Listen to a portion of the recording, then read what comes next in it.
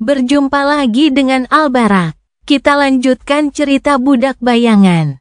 Jangan lupa share, like, komen, dan subscribe. Budak Bayangan bab 1906, Armor Gelap. Sesaat kemudian, ia muncul dari kegelapan di atas tumpukan puing-puing yang terbakar. Kuil taman itu memang telah runtuh, dilalap api yang berkobar-kobar. Tumpukan puing itu masih menyala, dan panasnya begitu menyengat sehingga manusia biasa akan langsung berubah menjadi abu dalam sekejap. Bahkan seorang Sein bisa saja terbakar sampai mati atau tercekik di dalam kepulan asap hitam. Namun, Sunni kurang lebih baik-baik saja karena mantel oniks mungkin tidak nyaman, tetapi dia bisa menjelajahi reruntuhan yang terbakar dengan bebas. Tidak butuh waktu lama baginya untuk menemukan Sein. Dia cukup mencolok, di luar sana, di tengah-tengah puing-puing yang terbakar, ada area yang ditelan oleh kegelapan yang tak tertembus, batas-batasnya sunyi dan tenang. Bayangannya ada di dalam. Tentu saja dia tidak bisa melihatnya dengan jelas, tetapi dia merasakan kehadirannya, begitu pula bayangannya. Sunni ragu-ragu di tepi lingkaran kegelapan sesungguhnya untuk beberapa saat. Itu baru. Sein memang menyimpan sedikit kegelapan mendasar di dalam hatinya. Namun, dia tidak pernah bisa memanggilnya dengan cara ini, dia hanya bisa menggunakannya untuk memanifestasikan senjata atau melapisi memori. Tampaknya membunuh Reflection telah mengisi penuh reservoir Heart of Darkness, yang memungkinkan kekuatannya berkembang. Dari penampilannya, Sein telah memperoleh ability yang mirip dengan apa yang mampu dilakukan Revel. Sekarang, dia dapat menutupi seluruh area dengan kegelapannya. Area itu tidak seluas Revel, tetapi itu tidak masalah. Sunni tersenyum. Yang penting adalah sinergi antara kekuatan ini dan kemampuan Mantle of Darkness milik Sein. Ketika dikelilingi oleh kegelapan, dan kegelapan sejati lebih dari itu, kecepatan dan kekuatannya akan meningkat. Luka-lukanya akan sembuh. Sekarang Sein bisa dengan bebas melepaskan kegelapan elemental, dia bisa dikelilingi olehnya setiap saat. Yang berarti dia hampir selalu bisa menerima anugerah penuh dari Mantle of Darkness. Masih ada lagi yang lebih dari itu. Meskipun Sunni tidak yakin bagaimana membantu Sein berevolusi, ia merasa bahwa kekuatan barunya ini bisa jadi merupakan langkah pertama untuk menjadi seorang tiran. Bagaimanapun, tiran adalah makhluk yang menjalankan otoritas mereka di dunia, seperti yang dilakukan para penguasa, meskipun dengan cara yang berbeda. Kebanyakan tiran menguasai sebuah wilayah atau pasukan antek, biasanya keduanya pada saat yang bersamaan. Dan mampu menenggelamkan suatu wilayah dalam kegelapan unsur sudah sangat dekat dengan memperoleh kendali atas wilayah tersebut. Bukankah begitu? Sunni melangkah maju dan di saat yang sama mengambil alih salah satu inkarnasi yang melilit tubuh Sein, kalau tidak, dia akan dibutakan oleh kekuatan bayangannya sendiri. Yang mana akan sangat memalukan. Sekarang setelah dia tidak lagi termakan oleh urgensi pertempuran, Sunni merasa tertegun oleh betapa aneh dan ajaibnya perasaan menyatu dengan makhluk lain itu lagi. Ia tertegun sejenak, menikmati sensasi asing yang rumit saat menyatu dengan tubuh Sein. Ia juga merasa lega, menyadari luka-luka mengerikan Sein mulai sembuh. Sein telah menghabiskan seluruh waktu itu dalam dekapan kegelapan yang diciptakannya sendiri, dan bagaimanapun juga. Ia dipelihara dan dipupuk oleh kegelapan itu. Lalu, sebuah suara keras mengalihkan perhatiannya. Itu adalah suara pelindung dada batu oniks yang rusak dan terjatuh ke tanah. Sunni berkedip beberapa kali. Lalu, dia berkedip beberapa kali lagi. Tidak. Tunggu, apa? Sein, tampaknya sedang melepaskan baju besinya. Tidak ada kesalahan. Bagaimanapun juga, dia melihat dunia melalui matanya, sang ksatria batu yang anggun itu berdiri dalam kegelapan, dengan cermat melepaskan baju besinya yang hancur. Dia sudah hampir terbebas darinya, hanya tersisa beberapa bagian. Sunni pernah melihat sekilas wajah dan kulit Sein sebelumnya, tetapi dia belum pernah melihatnya di luar baju zirahnya yang rumit dan menakutkan. Itu benar-benar mengejutkan. Sein mengenakan pakaian sederhana di balik lempengan batu oniks, seperti yang biasa dikenakan ksatria. Sosoknya sangat sempurna, sesuai dengan wajahnya yang sangat cantik. Kulitnya sewarna dengan baju zirah batu oniks, membuatnya tampak seolah-olah terbuat dari batu. Namun, sebenarnya tidak. Meskipun tubuh Sein tampak seperti dipotong dari batu dan memiliki banyak sifat batu, itu hanyalah seperti batu. Sekarang setelah Sunni dapat merasakannya, dia menyadari lebih jelas dari sebelumnya bahwa dia adalah makhluk dari daging dan darah, ya, setidaknya dari daging dan debu. Dan melihatnya seperti ini, Sunni tak dapat menahan diri untuk mengingat patung Dewa Badai yang cantik yang pernah dilihatnya di kuil Menara Ebony. Cukup jelas siapa yang digunakan Nether sebagai inspirasi saat menciptakan Stone Science, setidaknya dalam hal penampilan. Sementara itu, Sein hanya menatapnya acuh tak acuh dan terus melepaskan baju besinya. Pelindung kaki dan pelindung lututnya terjatuh ke tanah, membuatnya tak berdaya sama sekali. Sunni ingat bahwa dia tidak datang ke sini untuk menatap saat itu. Tetapi mengapa dia malah melepas baju besinya dan tidak memperbaikinya? Jawabannya datang beberapa saat kemudian. Sein berlutut di samping baju besi yang rusak dan menatapnya sejenak. Hampir tampak, seolah-olah ada sedikit emosi yang tidak diketahui dan muram di mata merahnya. Lalu, dia mengangkat tangan dan memukulkan tinjunya ke bawah. Onyx adamantin hancur berkeping-keping seperti kaca. Dan kemudian diserap ke dalam tubuhnya, seperti halnya kenangan yang biasa ia konsumsi sebelumnya. Tiba-tiba, api merah yang menyala di matanya semakin besar dan Sein tampak menjadi lebih kuat. Berdiri dengan ekspresi bangga, dia menegakkan punggungnya. Sesaat kemudian, sosok cantiknya diselimuti oleh kegelapan yang mengalir, dan kegelapan itu memadat, membungkus tubuh Shadow yang pendiam dalam cangkang yang tidak dapat ditembus dari baju besi onyx yang rumit. Murni dan baru, Sunni tetap tidak bergerak. Aku akan dikutuk. Tampaknya Sein baru saja memanifestasikan mantel onyx miliknya sendiri. Budak Bayangan bab 1907, kualitas negatif. Setelah mengenakan baju zirah barunya, Sein menoleh sedikit dan menatap Sunni dengan sikap acuh tak acuh seperti biasanya.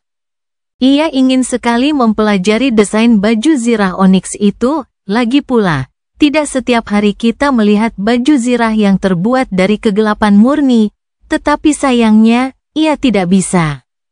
Itu karena Sunni hanya melihat dunia melalui mata Sein, dan dia menatapnya, bukan dirinya sendiri. Betapa frustrasinya. Mungkin ini yang dirasakan Casey saat berbicara dengan seseorang secara pribadi. Kebingungan itu semakin parah karena Sunni tidak hanya memiliki penglihatan yang sama dengan Sein, ia memiliki semua indera yang sama dengan Casey.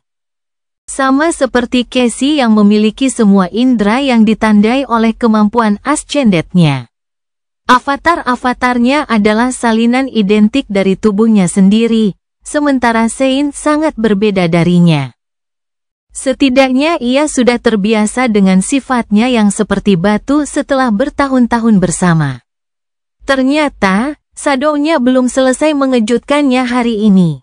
Kemampuan untuk memanggil kumpulan kegelapan elemental dan memanifestasikan baju zirah bukanlah hasil maksimal dari apa yang telah diperolehnya dengan membunuh refleksi Revel. Masih ada jarak antara Sunni dan Sein. Puing-puingnya hangus dan sangat tidak stabil, membuatnya sulit bergerak, lagi pula, tingginya hampir 3 meter dan beratnya 1 ton. Beberapa di antaranya, sebenarnya. Jadi, puing-puing itu kemungkinan besar tidak akan mampu menopang beratnya. Itulah sebabnya Sein tidak berjalan. Sebaliknya, ia hanya berubah menjadi aliran kegelapan dan berjalan menuju Sunny berdiri dalam sekejap. Itu tidak secepat bergerak di antara bayangan dengan shadow step, tetapi masih cukup cepat. Sensasi menjadi aliran kegelapan juga sangat berbeda dari apa yang biasanya dirasakan Sunny saat berjalan melalui bayangan, dalam banyak hal yang sulit ia gambarkan, tetapi terutama karena betapa hampa rasanya menyatu dengan kegelapan. Ia tidak merasa dipeluk oleh aliran kegelapan yang mendasar. Sebaliknya, itu adalah sesuatu yang dingin dan tak terduga, terlalu asing dan acuh tak acuh untuk disambut. Bahkan sebagai bagian darinya, Sunny tidak merasakan apapun kecuali kesunyian yang mendalam. Sesaat kemudian, Sein menjulang tinggi di atasnya, berdiri hanya beberapa meter dari puing-puing kayu hangus. Tanah berguncang hebat, dan kayu yang menghitam berderit, seakan siap hancur menjadi bara dan abu. Tentu saja, Sein maupun Sunny tidak akan terluka parah jika mereka jatuh ke bawah lapisan atas reruntuhan. Mereka juga tidak akan terbakar di kedalaman reruntuhan yang membara. Tetap saja, dia ingin menghindari agar tidak berlumuran jelaga dari ujung kepala sampai ujung kaki. Namun, sebelum Sunny bisa berbuat apa-apa, ada sesuatu dalam diri Sein yang berubah secara halus. Apakah dia baru saja? Dia berhasil. Sein dengan mudah mengubah berat tubuhnya yang seperti batu, membuatnya seringan bulu. Sunny berkedip beberapa kali. Bulu kebenaran, itu adalah kemampuan yang sama yang dimilikinya, yang diberikan oleh Onyx Shell. Sein tidak dapat menyesuaikan masanya saat mengenakan armor aslinya, tetapi sekarang setelah itu menjadi bagian dari kegelapan pribadinya, dia bisa melakukannya. Efeknya kurang lebih sama, tetapi prosesnya berbeda. Sunny hanya merasakannya samar-samar, tetapi seolah-olah dia tidak hanya mengubah masanya. Sebaliknya, seolah-olah ada kualitas negatif yang ditambahkan padanya, sehingga mengurangi beratnya. Dari mana datangnya kenegatifan itu? Dia tidak tahu. Lagi pula, dia juga tidak tahu bagaimana bulu kebenaran bekerja. Mungkin dia selalu melakukan hal yang sama tanpa menyadarinya. Bagaimanapun, Sunny cukup senang dengan kenyataan bahwa Sein sekarang dapat mengubah beratnya sesuka hatinya. Tentu saja, kemampuan seperti itu merupakan anugerah luar biasa dalam pertempuran. Dia telah menjalinnya begitu dalam ke dalam seni pertempurannya sendiri sehingga bertarung dengan cara lain tampak kikuk dan tidak efektif sekarang. Namun, itu juga cukup berguna di luar pertempuran, karena berat Sein yang besar seringkali menimbulkan masalah dalam situasi biasa. Seperti berjalan di lantai yang rapuh, bepergian dengan perahu, atau berenang. Mengingat seberapa sering Sunny mendapati dirinya terlempar ke dalam perairan yang luas, itu saja sudah merupakan anugerah yang tak ternilai. Sein menatapnya dari atas sebentar. Kemudian, dia menatapnya lagi. Dia berpindah dari satu kaki ke kaki lainnya, berusaha untuk tidak tersinggung. Tidak, tapi, apakah aku benar-benar sekecil ini? Karena saat ini dia sedang menatap mata Sein, dia menatap dirinya sendiri dari ketinggiannya. Dari sudut pandang itu, Sunny memang tampak seperti mainan kecil. Apakah Sein selalu melihatnya seperti itu? Dia menggertakkan giginya, merindukan saat-saat ketika dia masih seorang monster, dan setinggi dirinya. Vian awalnya adalah gremlin kurus kering juga. Tapi sekarang, si idiot rakus itu tingginya sudah 5 meter. Sunny bahkan tidak ingin membayangkan seperti apa penampilannya dari sudut pandang Vian. Dia mungkin besar, tapi dia tetaplah anak kecil yang menyebalkan. Bahkan, aku harus mulai memanggilnya anak kecil lagi, supaya bajingan besar itu tidak membesar-besarkan kepalanya. Sementara itu, Sein memiringkan kepalanya sedikit. Lalu, dia merasakan tubuhnya berubah menjadi aliran kegelapan sekali lagi. Namun, ia tidak bergerak cepat. Sebaliknya, ia menyusut dan kemudian mengeras kembali menjadi sosok ksatria yang anggun. Hanya saja, sekarang, ia lebih kecil. Tiba-tiba Sunni melihat dirinya sendiri dari sudut pandang perspektif baru, satu tingkat dengan matanya sendiri. Dia tetap tidak bergerak sejenak. Jadi Sein tidak hanya memperoleh kemampuan untuk mengurangi berat badannya.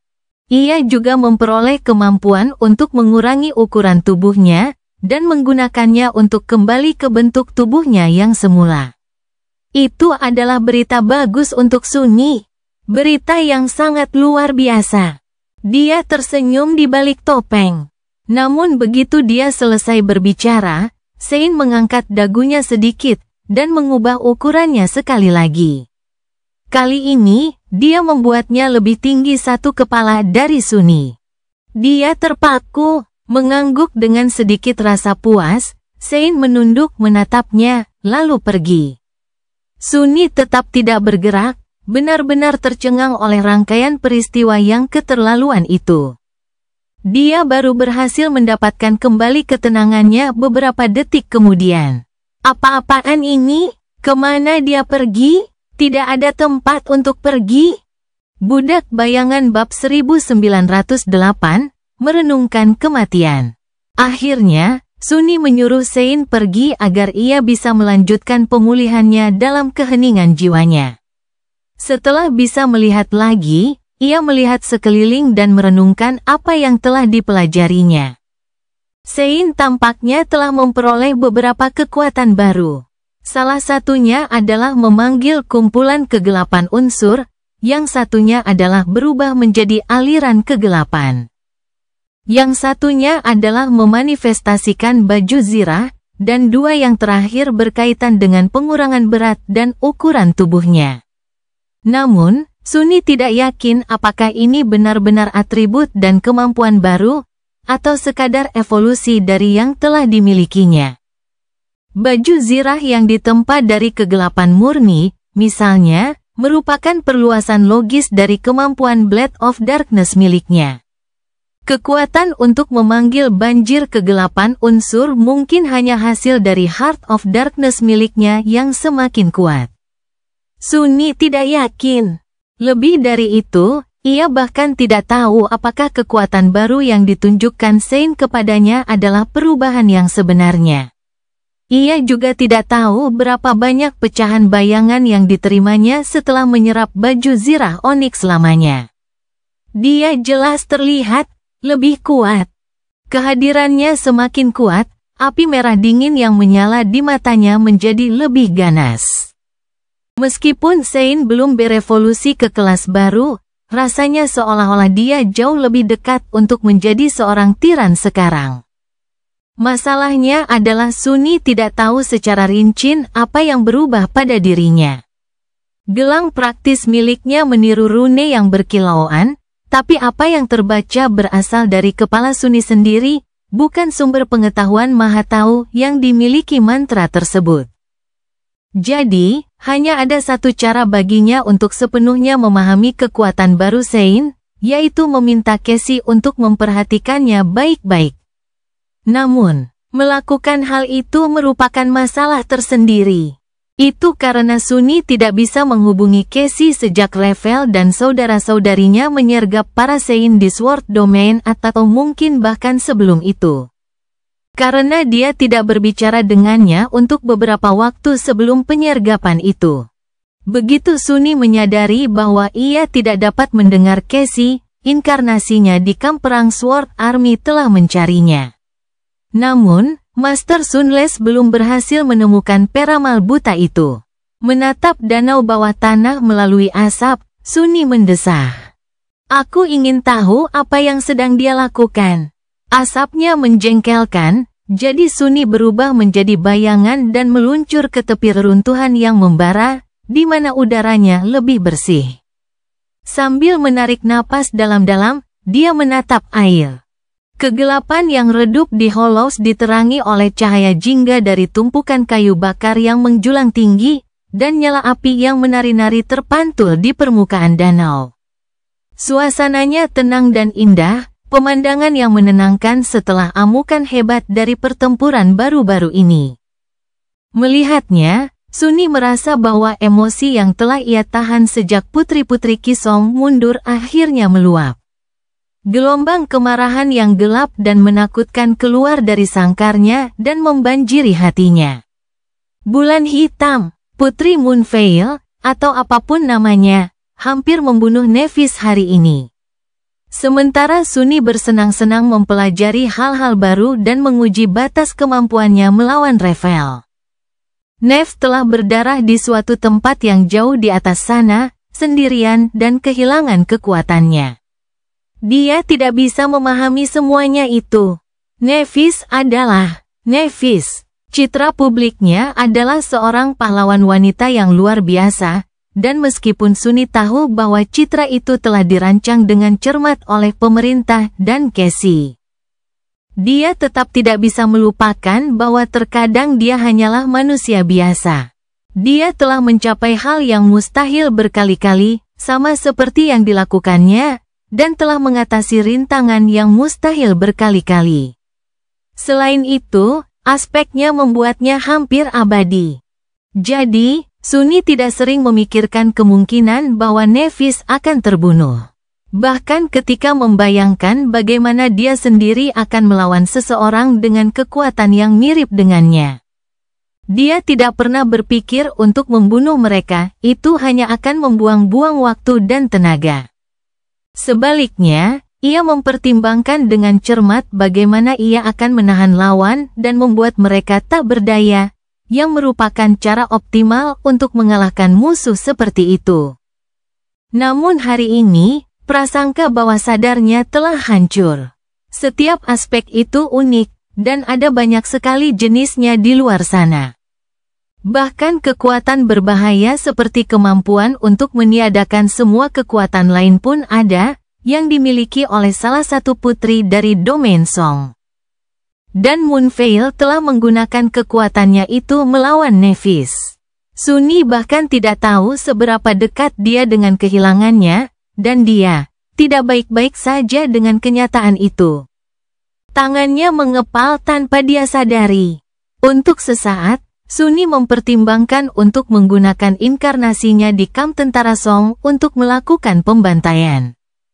Saat ini, dia tidak terlalu jauh dari Seisan dan Deatsinger, mungkin membunuh mereka akan menjadi hukuman yang cukup bagi klan Song yang berani menyerang Nephis. Jika tidak, setidaknya itu bisa membuatnya merasa lebih baik. Namun, ia segera membuang ide itu. Bukan hanya akan membahayakan Rain, tetapi ia juga tidak bisa benar-benar membunuh Sein karena alasan pribadi.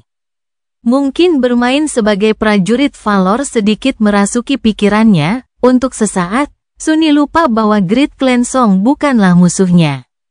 Ratunya adalah, begitu pula Raja Pedang. Semua orang lainnya adalah sumber daya berharga yang tidak dapat disia-siakan, dengan setiap orang suci yang tewas dalam perang yang tidak masuk akal antara kedua domain. Masa depan umat manusia sedang terancam. Setiap orang yang bangkit yang kuat yang meninggal di Godgrave tidak akan mampu menyelamatkan banyak nyawa di masa depan yang mengerikan dan tak terelakkan. Sunni mendesah frustrasi, yang terutama, dorongan itu bersifat kekanak-kanakan. Dia membiarkan emosinya menguasai dirinya. Dia bertindak bodoh. Tentu saja, Nephis bisa mati. Tidak peduli betapa mustahilnya hal itu, dia bisa dibunuh seperti yang lainnya. Dia selalu memahami hal itu secara logis, tetapi pemahaman dan penerimaan adalah dua hal yang berbeda. Sunni juga bisa terbunuh meskipun dia sangat ulet. Atau lebih buruk lagi, ditangkap hidup-hidup, mengingat sel cermin gelap tempat Mordred dikurung selama bertahun-tahun membuatnya merinding. Itu bukanlah sesuatu yang dia harapkan untuk dirinya sendiri. Atau untuk Nevis. Tepat saat dia memikirkannya, api lemah di sekelilingnya tiba-tiba padam, dan dia muncul dari balik asap, melindungi wajahnya dengan tangan. Itu dia. Sunni mengamatinya sejenak, seolah memastikan bahwa dia benar-benar hidup, lalu tersenyum tipis di balik topengnya. Ya, aku di sini. Budak Bayangan bab 1909, merasa hidup. Nevis berjalan ke tepi air, memandanginya beberapa saat, lalu duduk di tanah. Suaranya terdengar sedikit serak, tapi pada dasarnya sama saja seperti biasanya, dia sudah sadar kembali dan sekarang sedang mengikat gateway. Jejak level kuat, jadi akan butuh waktu. 10 menit, paling tidak. Mungkin setengah jam. Dia mendesah. Beberapa dari kita harus kembali ke dunia nyata setelah itu, untuk membawa bala bantuan awal. Kau tahu apa yang terjadi selanjutnya? Sunni tahu. Setelah gerbang itu dikekang oleh seorang Saint dari pasukan pedang, domain Anvil akan terwujud di Hollows. Raja Pedang mungkin akan tiba di benteng yang hancur itu sendiri, dan perang akhirnya akan menyebar ke bawah permukaan tulang-tulang kuno. Penaklukan Hollows pasti akan menjadi peristiwa yang spektakuler sekaligus mengerikan. Mengingat betapa kuatnya predator hutan kuno itu, sang raja harus memimpin penaklukan itu secara pribadi. Setidaknya untuk sementara waktu, pada saat daerah sekitar danau ditaklukkan oleh pasukan pedang, kedua belah pihak akan secara mencolok menempatkan diri mereka di Godgrave. Tahap pertama perang akan selesai, dan kedua pasukan akan mulai bertempur dalam pertempuran berskala besar, berebut kendali. Kendalikan permukaan, kendalikan Hollows, kendalikan jalan menuju dua benteng yang tersisa. Segala yang terjadi sebelumnya hanyalah awal, dan pertumpahan darah yang sesungguhnya akan dimulai sekarang. Yah, setidaknya ada 10 menit lagi sebelum itu terjadi. Nevis mendesah dan menatap baju besinya yang menghitam dan robek. Kemudian, dia mengabaikannya dan memanggil tunik putih lembut sebagai gantinya. Suaranya terdengar sedikit suram, kau tahu. Kurasa aku akan berhenti memakai armor sama sekali. Apa gunanya, kalau akhirnya malah hancur? Atau lebih buruk lagi, jadi beban. Terutama armor lapis baja lengkap yang disukai Knight of Valor, dalam pertempuran terakhir, sendi siku kiri langsung tertekuk. Aku harus berjuang setiap kali harus menekuk lenganku. Senyum tipis muncul di wajahnya. Saya pikir ini akan hebat, beban lebih sedikit, mobilitas lebih banyak, bidang pandang lebih luas. Belum lagi panasnya, semua orang yang masih memasak di dalam baju besi baja akan iri melihat saya yang berventilasi baik. Sunni menatapnya lama, sama sekali tidak senang saat membayangkan orang-orang menatap tubuh Nev yang berventilasi baik. Dan tidak bahagia karena alasan lain juga. Jika bukan karena baju zirahmu, lenganmu lah yang akan terpotong, bukan siku yang tertekuk. Nevis mengangkat bahu acuh tak acuh. Aku bisa menyembuhkan lenganku. Aku tidak bisa memperbaiki baju zirah yang rusak. Dia mengerutkan kening. Hanya saja kali ini kamu tidak bisa. Dia tidak menjawab, menatap air dengan sedikit kerinduan di tatapannya. Setelah beberapa saat, Sunni mendesah. Kedok dingin arogan yang biasanya dikenakan oleh penguasa bayangan sedikit memudar, dan dia berkata dengan nada yang lebih manusiawi, pasti sulit melawan musuh yang sangat kuat tanpa kekuatanmu. Setidaknya aku membawa bayanganku. Kau sendirian? Nevis terdiam beberapa saat, lalu perlahan menggelengkan kepalanya. Sebenarnya itu bagus. Pandangannya menjadi jauh. Saya hampir lupa bagaimana rasanya memegang pedang tanpa rasa sakit. Dulu saya suka ilmu pedang, tahu? Itu karena saya tidak punya banyak kenangan tentang ayah saya, dan dalam kenangan yang saya miliki, ia mengajari saya cara memegang pedang. Jadi, bahkan setelah ia tiada, latihan membuat saya merasa terhubung dengannya. Ia menatap air, tetapi saya tidak menyukainya lagi. Menghunus pedang telah menjadi sesuatu yang biasa saya lakukan, karena itu adalah salah satu alat yang saya miliki, yang paling tajam, mungkin. Bahkan, saya tidak tahu apakah masih ada yang saya sukai. Sunni tetap diam, tetapi wajahnya sedikit tersembunyi di balik topeng. Aduh, dia tahu bahwa perasaan Nev kepadanya lebih dangkal daripada perasaannya terhadapnya. Lagi pula, dari sudut pandangnya, mereka baru saling kenal selama beberapa bulan. Namun, tetap saja tidak menyenangkan mendengar pacarnya mengatakan sesuatu seperti itu. Tidak menyadari kepahitannya, Nevis mendesah. Kadang-kadang aku bertanya-tanya apa yang akan dipikirkan nenekku jika dia melihatku sekarang. Apakah dia akan bangga? Atau patah hati? Apakah ini yang dia inginkan untukku? Mungkin tidak. Aku meragukannya. Sunni duduk di sampingnya, lalu berbalik dan menatapnya melalui celah gelap mata topengnya. Suaranya terdengar sedikit ragu-ragu. Dari apa yang aku tahu, dia pasti senang kau masih hidup. Dia akan berkata, bagus sekali kau masih hidup, sayangku. Ya, atau semacamnya. Bagaimanapun, kau adalah dirimu sendiri. Nenekmu tidak mungkin tahu beban yang kau pikul dan luka yang masih ada di hatimu. Dia tidak mungkin mengerti pilihan yang kau buat, atau mengapa kau membuatnya.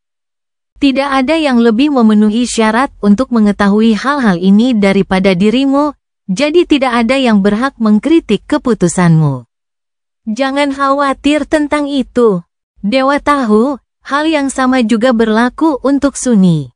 Kedua orang tuanya adalah pekerja kasar. Dia ragu bahwa mereka akan memiliki banyak wawasan tentang kehidupan seorang Sein, apalagi seseorang yang luar biasa seperti Sunni.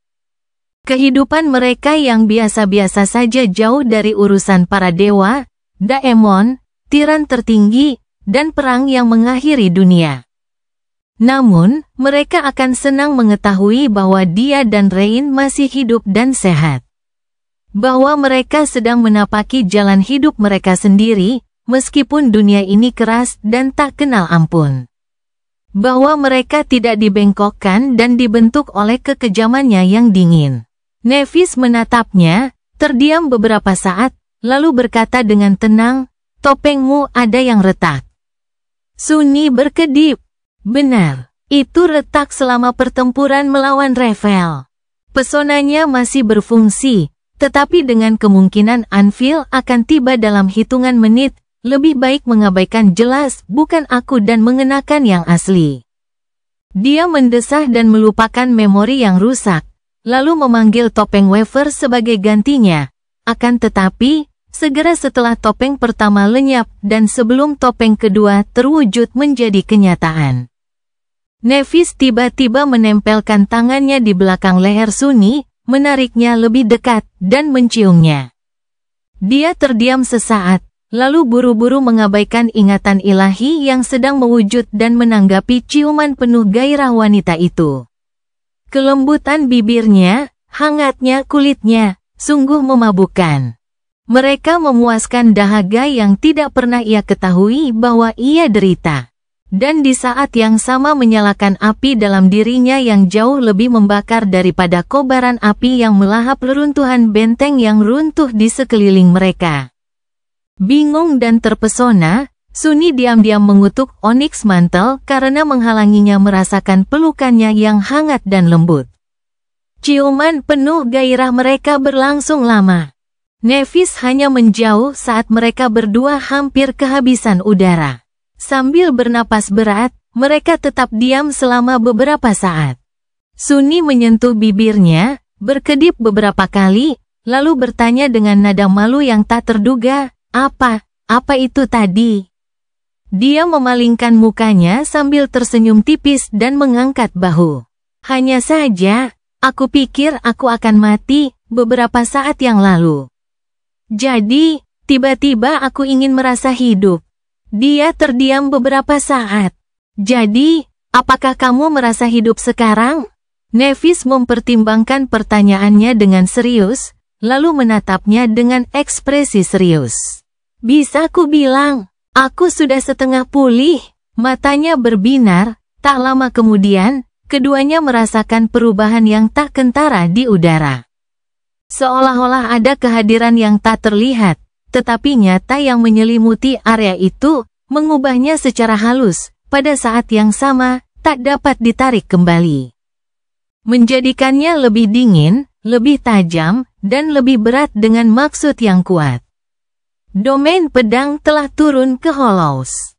Budak Bayangan bab 1910, Rivergate.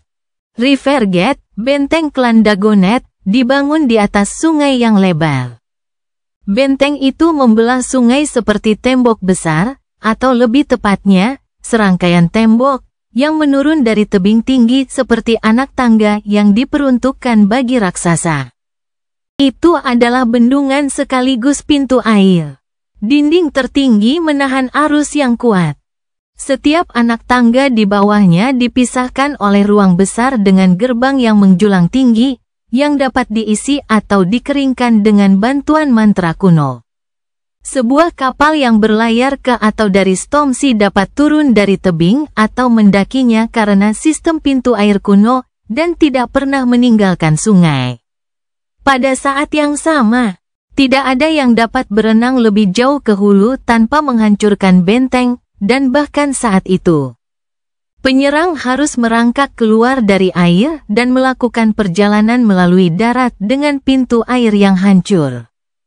Jarak vertikal antara titik tertinggi Rivergate dan titik terendahnya hampir 1 kilometer. Setiap dinding yang menurun sangat tinggi dan tebal, dibangun dari batu monolitik, dengan benteng pertahanan di atasnya. Senjata pengepungan yang menakutkan berdiri di benteng pertahanan, beberapa di antaranya disihir dengan sihir kuno, beberapa dibuat oleh para ahli pandai besi dari klan Valor. Ratusan orang yang terbangun memadati tembok, dipimpin oleh Selusin Master. 7 orang suci berdiri di puncak tembok benteng, melihat ke bawah dengan ekspresi muram. Mereka adalah Morgan, sang putri perang, dan 6 juara yang bantuannya telah ia minta, atau paksa. Pada titik ini, hanya ada sedikit perbedaan. 3 dari 6 orang suci pernah menjadi anggota Wangsa Malam, orang suci Naif, orang suci Bloodwave, dan orang suci Aethel. 3 lainnya bersama pemerintah, Night Singer, Warbeast, dan Soul Reaper Jet. Pada saat itu, Naif sedang berbicara dengan Warbeast, Saint Athena, dibesarkan oleh serigala. Jadi kamu pernah bertemu iblis itu sebelumnya? Dia menatapnya lama, lalu tersenyum kecut.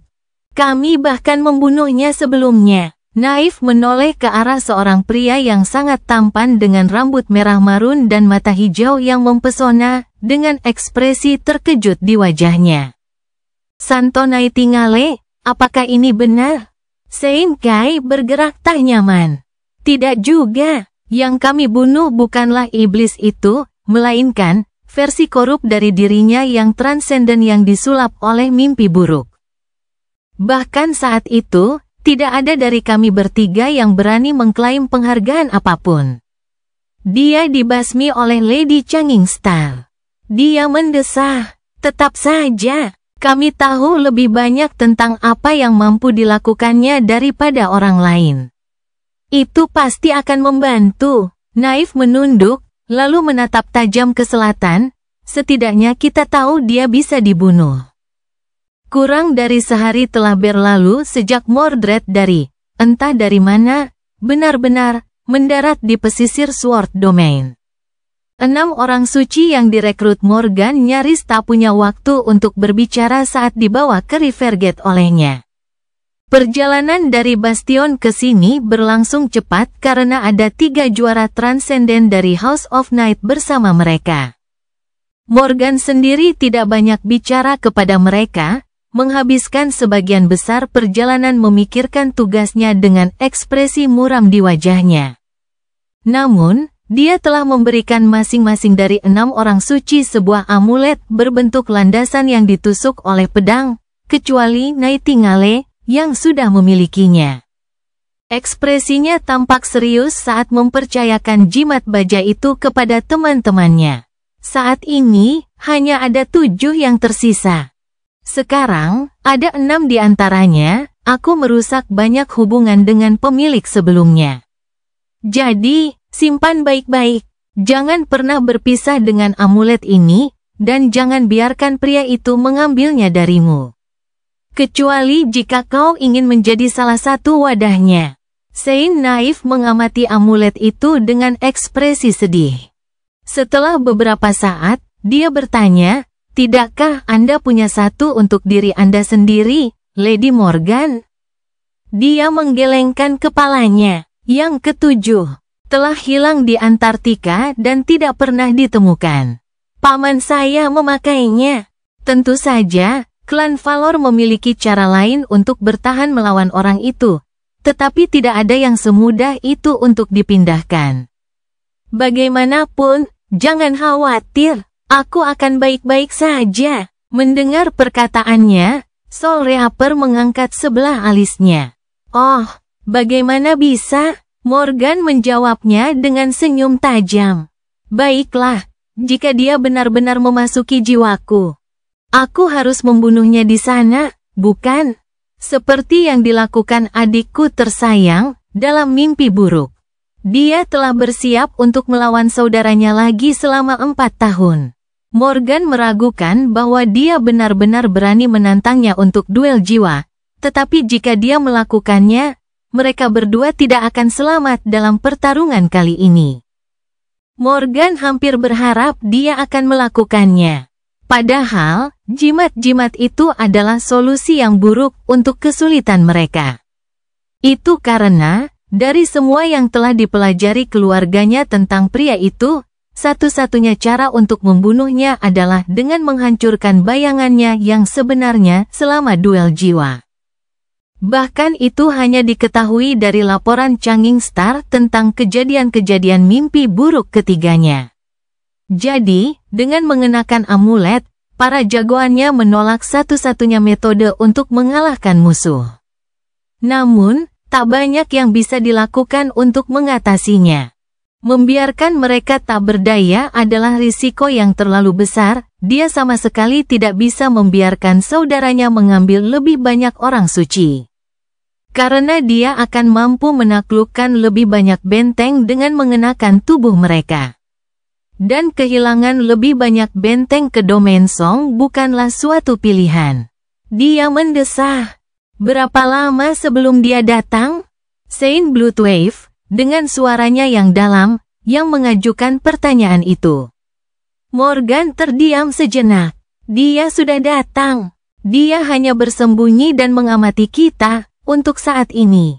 Kata-katanya tampaknya membuat ke-6 orang suci itu gelisah, atau lebih tepatnya, 5 dari mereka. Soul Reaper tetap santai dan menyendiri, bersandar pada sabit perang hantunya saat dia dengan malas mengamati tembok-tembok kuno Rivergate. Diangkat oleh serigala bergeser dari satu kaki ke kaki lainnya, lalu menatap Morgan sambil tersenyum. Kau tahu apa yang biasanya mereka lakukan dalam situasi seperti itu dalam novel-novel heroik, bukan? Morgan tak dapat menahan diri untuk mengakui bahwa ia terus-menerus dibuat bingung oleh wanita itu. Dia berkedip beberapa kali, mencoba mengingat apakah dia pernah membaca novel heroik seumur hidupnya. Tentu saja tidak. Tidak bisa kukatakan begitu, Santa Athena. Wanita jangkung itu, cantik seperti patung Dewi Perang yang hidup kembali, menyeringai. Yah. Tipe pahlawan yang banyak akal selalu meledakkan bendungan dan menenggelamkan pasukan yang terdiri dari 10.000 orang. Mencapai kemenangan yang mustahil dan membuktikan kejeniusan strategis mereka. Kau ahli strategi, jadi, kita tidak akan meledakkan Rivergate, kan? Oh, dan panggil aku Evie. Morgan menatapnya beberapa saat, lalu perlahan menggelengkan kepalanya. Tidak. kita tidak akan meledakkan Rivergate. Buat apa aku mencoba menenggelamkan musuh yang kapalnya semua adalah Saint dari House of Night? Itu tidak masuk akal. Dibesarkan oleh serigala. Effie mengangguk penuh pengertian. Keputusan yang bagus. Kamu benar-benar jenius. Cerita bersambung. Jangan lupa share, like, komen, dan subscribe. Agar tidak ketinggalan cerita selanjutnya.